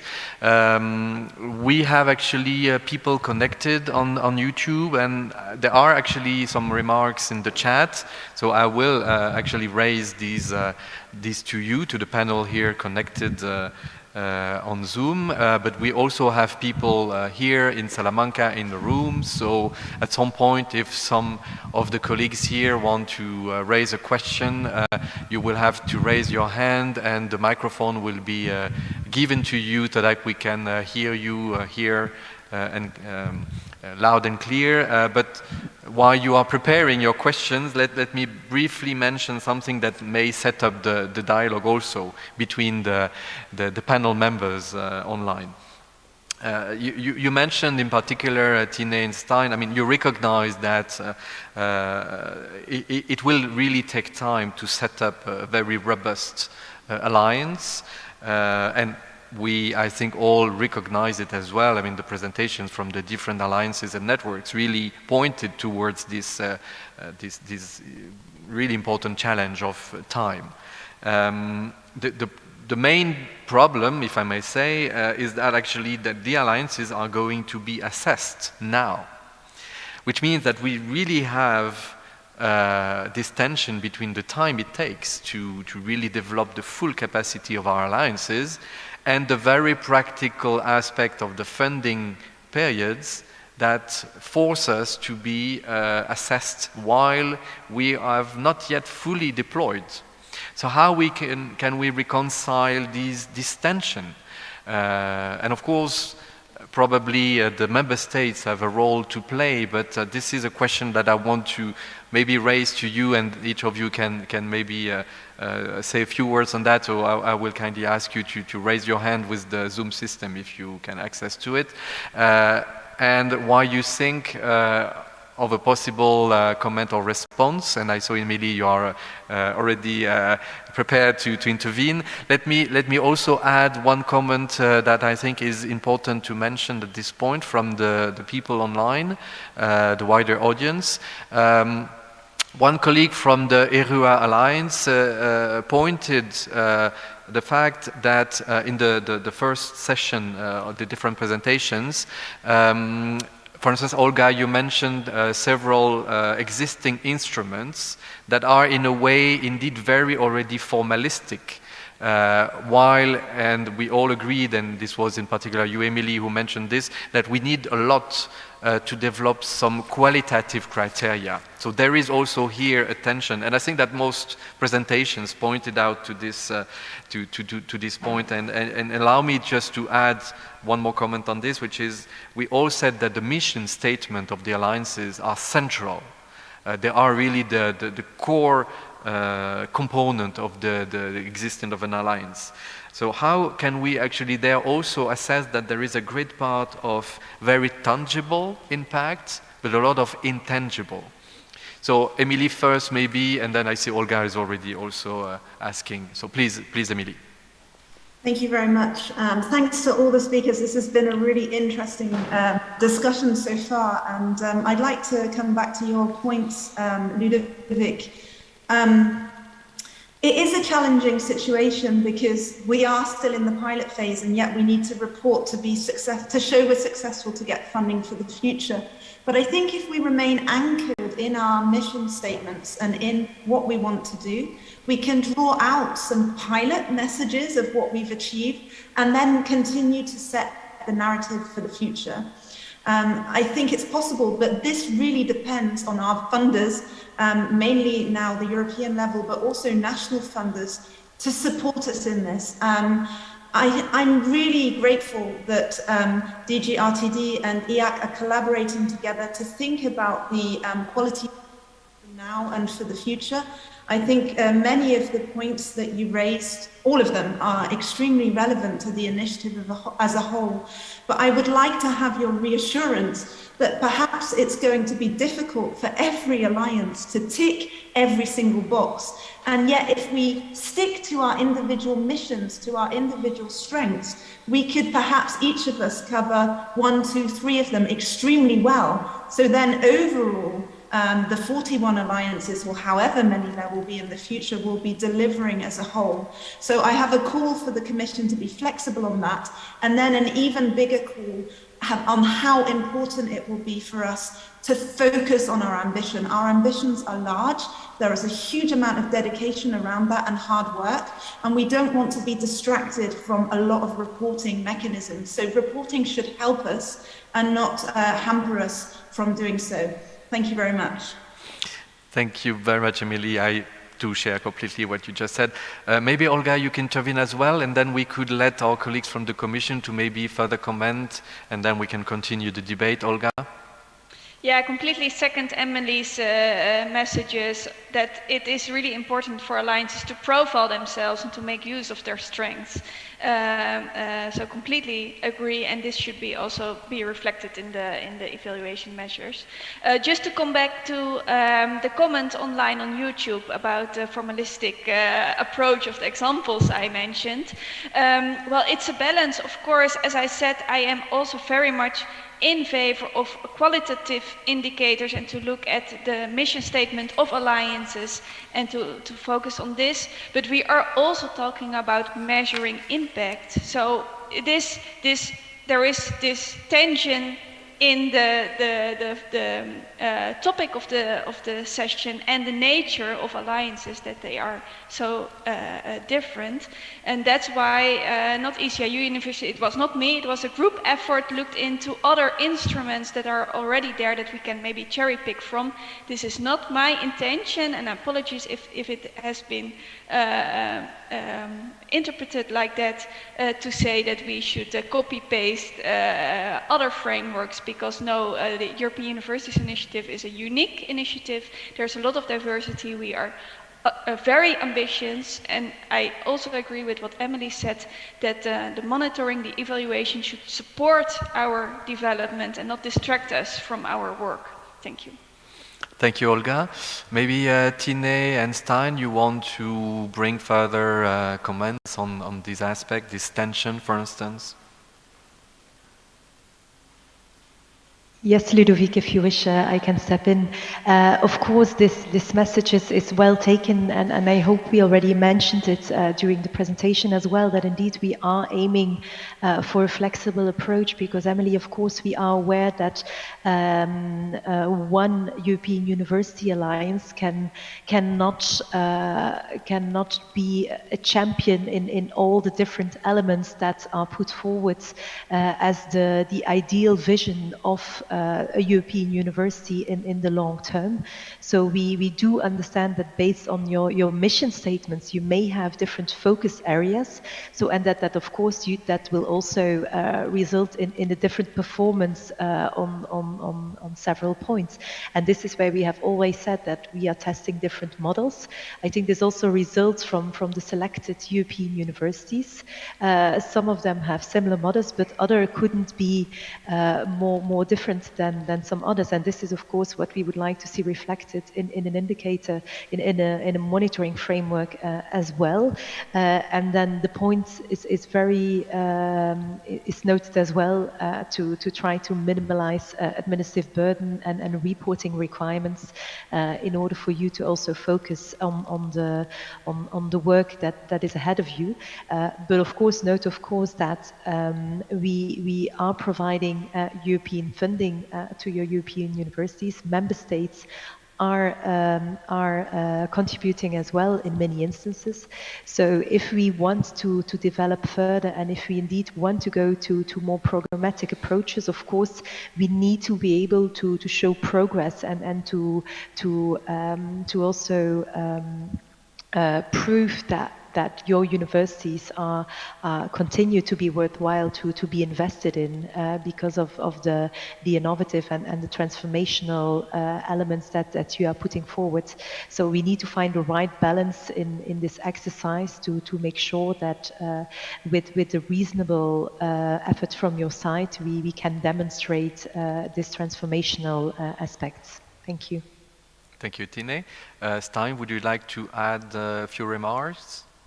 Well, I of course confirm what Tina says entirely about the flexibility and also about our needs to help you. We need evidence to move to a bigger, more programmatic approach. That's very clear. But when looking for this evidence together with you, we will of course take into account the various different timings and the different models that you are deploying. The timing of the projects in this project-based approach is complex, and we need to take that into account. But we need your help. That's key.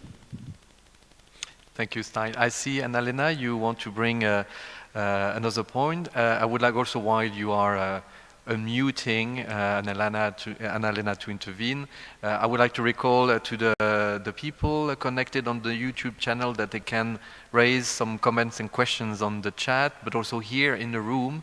Do not hesitate to raise your hand so I can see you, and then you can raise some questions at some point. Annalena, please.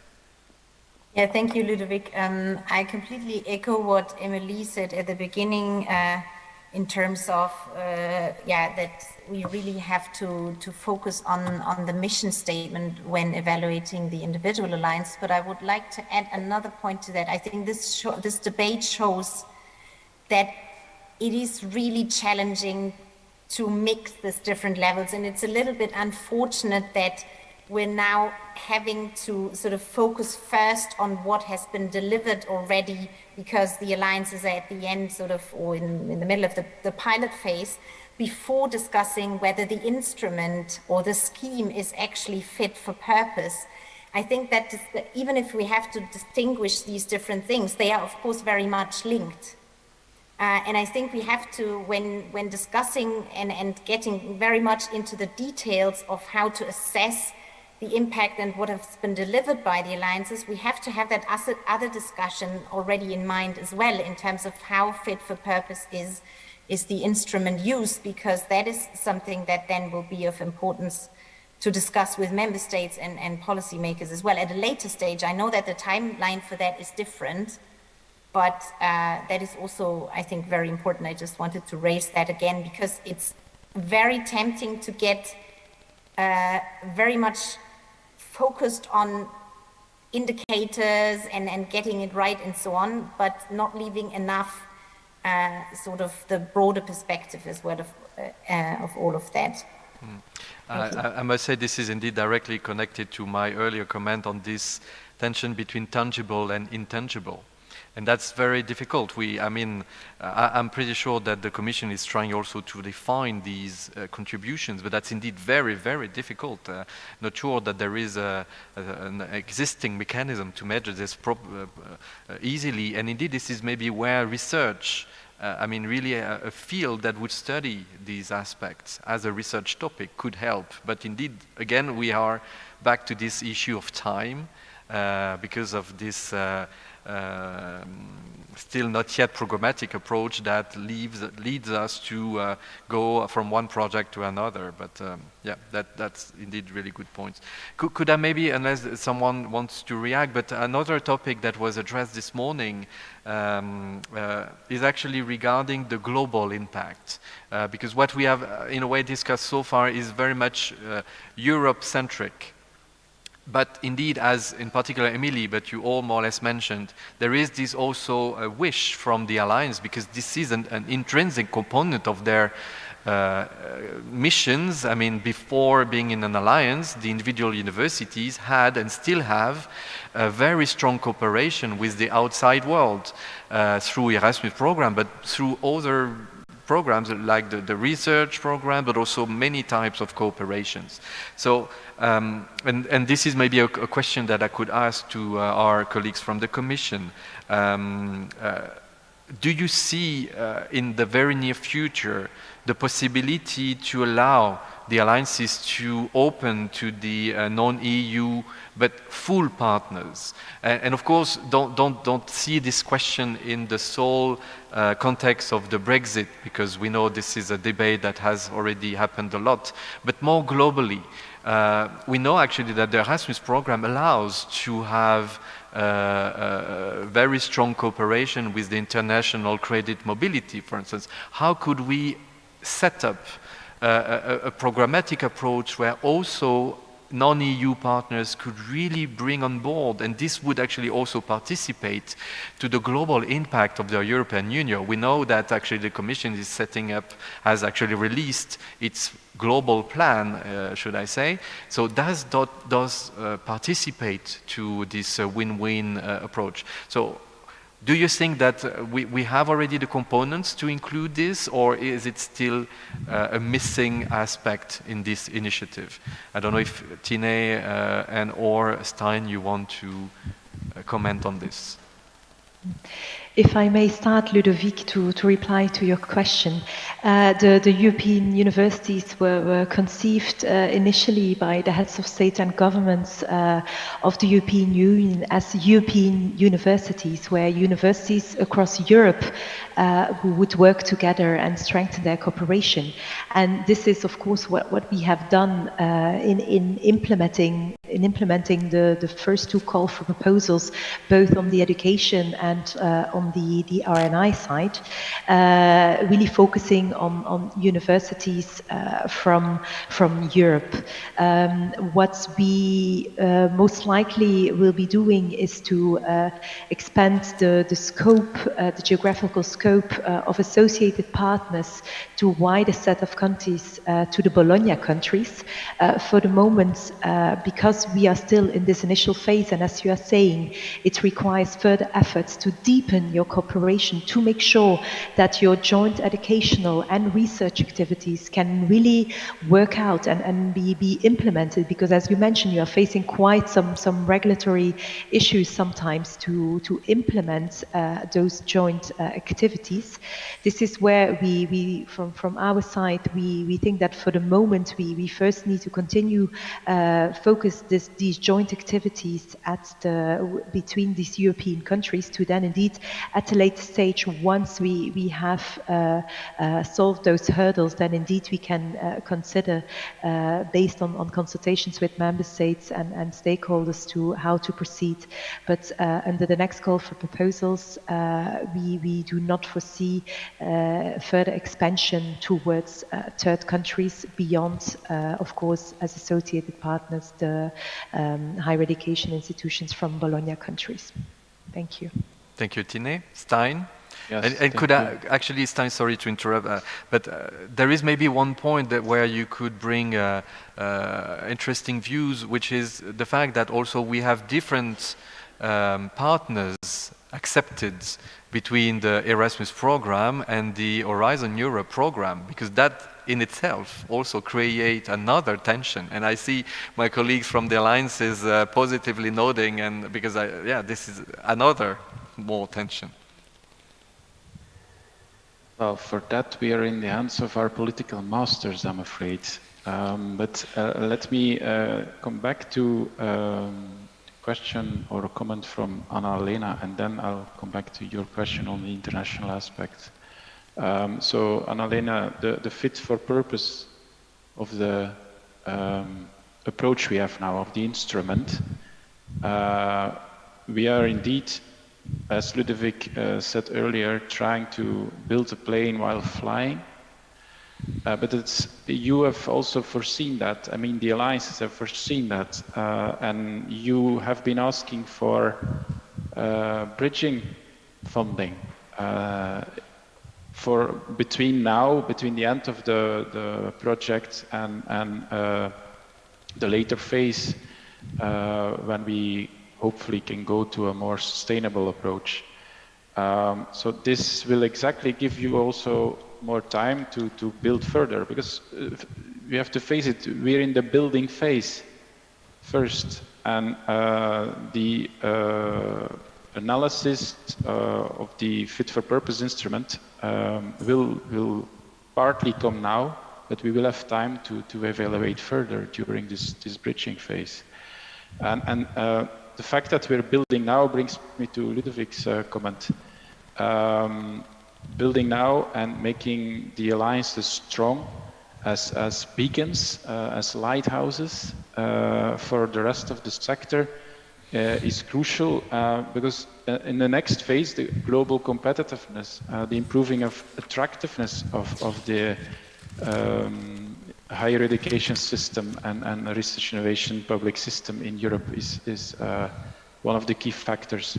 And this is what we will also look at when we will be developing the European Excellence Initiative under partly supported under Rise in Europe, but which will be one of the actions in the ERA policy agenda, and which will be aligned with the Erasmus European universities. So at that level, the international competitiveness, the cooperation with international partners will be one of the important features. So we will come back to you at that a bit later on that. And if I may perhaps also still complement on this more global dimension, of course we know that cooperation of universities with the global partners, it's key also for the competitiveness of the higher education sector. So by first focusing on the European countries, we of course do not want to neglect that dimension, because Ludovic, you rightfully mentioned there are currently already other instruments available within both the Erasmus program and the Horizon program, which can really help you also to develop that international dimension further. So this is where we also ask you to, based on your strategy and on your mission statements, to see how to best benefit from the available European funds. Whereas we, of course, for the European universities, currently there is this European-focused mandate, but that doesn't prohibit you to use the other funds that are at your disposal at European level and at national level to deepen your international cooperation as well. And I think in order to, you already had great cooperations with third country partners, but having this alliance will also help you to further increase your international attractiveness and can perhaps even allow you to go a step further in that international cooperation. So this is where we hope actually that although the funding of the European Universities Initiative cannot be directed to your third country partners, we hope that nevertheless it can help you to raise your attractiveness, and it can help you to build on other instruments, on other funding instruments to increase and deepen your international cooperation as well. Thank you, Tine. I see, Emily, that you would like to react. Well, could I ask you to be extremely brief, because we are already beyond schedule, and I must mention that here in Salamanca we have a very, very dense program, and we need to move now to the City Hall, where we will have a brainstorming session with all our associated partners, hosted by one of them being the municipality of Salamanca. So please, very quickly, Emily, one comment. And in the meantime, I would like to ask each speaker to prepare one sentence to wrap up, but please, Emily. Yeah, I will use this as my one sentence.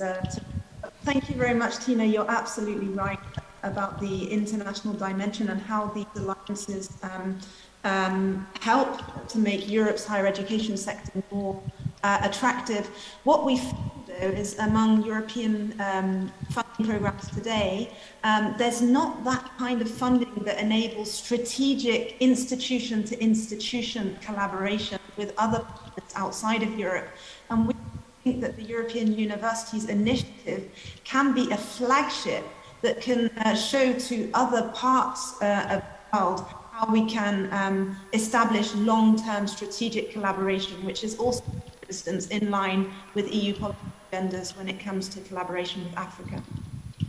Thank you, Emily. Could you actually make your one sentence wrap up? Oh, that was my one sentence, but if I get one sentence more, I'm happy to say that I think this was a really interesting event. There was a lot of alignment on messages, but I think the most important thing is that we focus on the individual missions of the universities and what they can achieve according to their strengths, and allow them really to focus on getting activity and ambition done, and that reporting should enhance that and not come as an additional distraction. Thank you. That was more than one sentence. Olga, please. I'd like to add that the holistic approach and synergies between all missions of European universities are key when measuring the impact. Thank you, Olga. Emmanuel? Thank you. So I would keep that the assessment of the impact of the alliances should be shaped as a process to support the alliances and to further expand the benefits to the whole education sector. Thank you, Emmanuel. Annalena? Thank you. I would say let's keep the academic project of each alliance in the focus. Don't add additional policy goals now. It's not the right time. Don't get fixed on quantitative indicators. And with regard to the current timing, because we only had a couple of years, be humble with regard to what has been done so far, but stay ambitious for the future. And this counts, I think, for the alliances as much as for policymakers in this regard. Thanks. Thank you, Annalena. And now I give you the final comments, and I will then make a very quick wrap-up. So Tine and Stein. From my side, just looking forward to continue the cooperation with the European universities and the wider higher education sector and the member states to ensure that we can help you, the European universities, in realizing your ambitions and helping you in eliminating obstacles that may be on your road. Thank you, Tine. Stein? From my side, humble and ambitious. From Annalena, I like it. Let's do that. Let's have the holistic view, the flexibility, and take into account the huge diversity of the university landscape in Europe. And this is how you're pioneering models that will help us realize the European education area and European research area. Thank you very much for organizing this event. Very interesting. Thank you. Well, basically, we have seen that we are all indeed on the flying plane while building that plane, but we understood that the Commission is willing to take the tools together with us to build it while it's flying. So this is indeed something that we need to continue to work on all together, and we all know that indeed at the Commission you are very much engaged in this dialogue, and thank you so much for that. So now it's time to close that round table. I would just like to say to my colleagues here that now after the coffee break we will have to move on to the City Hall, where we will have, I think, a very interesting brainstorming session with the different associated partners. We are hosted by the municipality of Salamanca. That's a proof that we can really build concrete actions with our associated partners. And to the colleagues online, I hope you will continue to follow us today on the USAL Web TV, and I would like to thank again all the speakers. Thank you for your interventions, and I hope to see you very soon at other meetings. Thank you and have a good day. Bye to all.